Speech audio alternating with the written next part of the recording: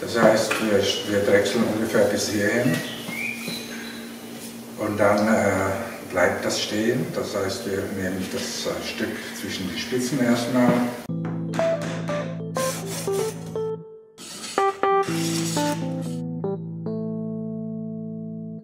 Wir fangen an und drehen erstmal das Ding rund und dann drehen wir uns diese Form.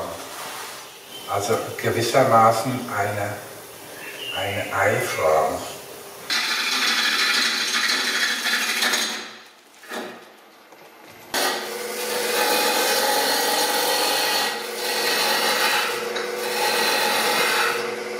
Genau, man muss sich vorstellen, dass wie diese Kurve verläuft. Das heißt, ich muss hier noch einiges wegnehmen, damit ich letzten Endes dann ungefähr hier hinkomme.